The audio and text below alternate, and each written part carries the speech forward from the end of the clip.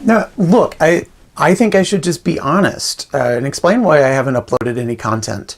You know, right, but honesty is always the best policy. So, yeah, hey America, it's been a while since I've uploaded any content, but I was abducted by aliens. It happened when I just...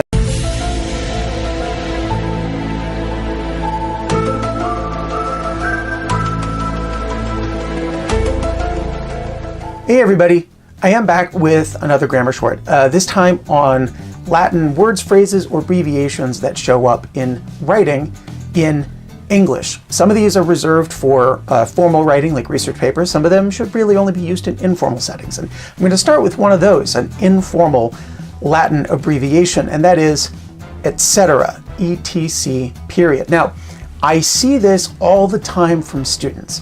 They want to use etc., they want to put the abbreviation for this phrase, but what they do is they put ECT, period.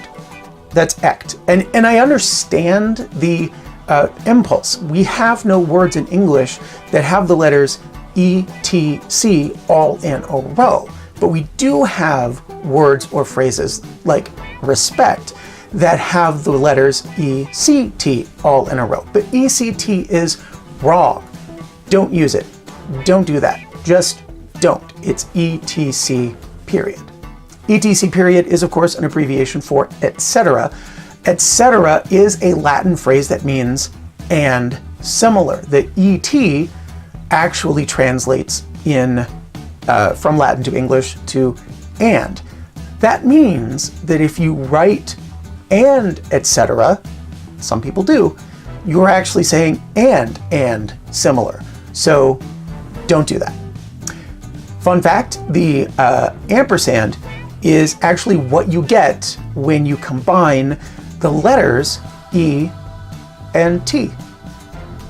Okay, how about some more Latin that often gets misused? And these are actually two abbreviations that will sometimes get confused for each other. People will mix them up. And I'm talking, of course, about EG and IE. Now, the reason why people mix them up is because they fulfill kind of similar functions in writing, but they mean completely different things, and they should be used specifically only for the thing that they do. IE, and I'm not going to go into what that stands for in Latin, but it basically means in other words. EG in Latin, again, you don't need to know the actual phrase, but basically means for example. So you can remember to use these correctly if you remember in other words has an I and an E in it, and for example sounds a lot like for eggs ample, EG. And now the phrase per se. I've italicized this. One of the rules of writing in English is that when you have a word or a phrase borrowed from a foreign language, Latin is a foreign language, you should italicize it. But you will have noticed that I did not italicize ETC, period. I did not italicize IE or EG. That's because you just don't italicize the abbreviations. You only italicize phrases like per se. Per se actually translates from Latin to English as by itself. And when we use per se in English, either writing or speaking, we use it to mean there's something else going on. There's a little bit more to this story. There's an inference that I want you to make. And usually that's got kind of a negative connotation. Or so for example, if you had the sentence, he's not single per se, that might translate to or be understood as he's a playa, right? So it's not that he has no girlfriends, he's not single, but he has many girlfriends, per se. So when you have that, there's something else, there's more to this story that you want to go into, but you don't want to go into it, you can use per se.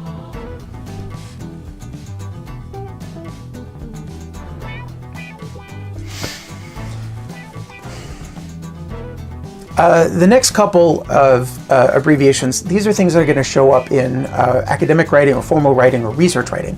And I'm going to start with et al. You remember from earlier in this episode that et means and, al is actually an abbreviation for alia. So when you're writing et al, al period, but not et period.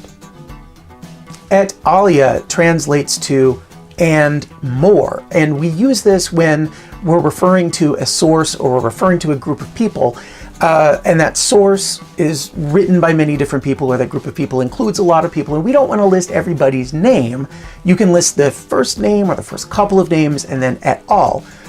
In order to indicate that there were more people involved in this than the two or one that you have named. An example would be, the videos were made by Bullock et al. And now, sick. Sick always appears in brackets. I've seen it sometimes in parentheses, and that's okay, unless you live in Canada, where parentheses are brackets, and then they're in square brackets, or whatever. I don't know what you call them in Canada, but sick is something that you will put in when you're quoting from a source, or you're quoting from another person, another piece of writing, and there's a grammatical mistake or a spelling mistake. Sic actually translates as so.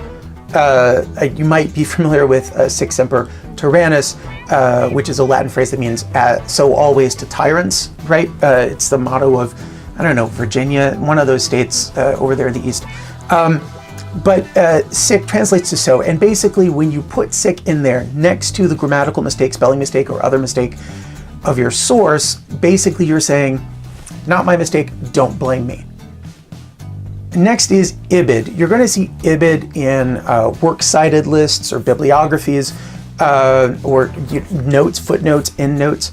Ibid basically means in the same place. So if you have two quotes or two pieces of information, or three or four in a row from the same source, you can footnote that, you can annotate that as Ibid, and then your reader knows, hey, there's full information for this first reference, and then it says Ibid for the next several, so that all came from the same place as the first reference. And finally, ad nauseum. You notice that is a phrase, so it is italicized.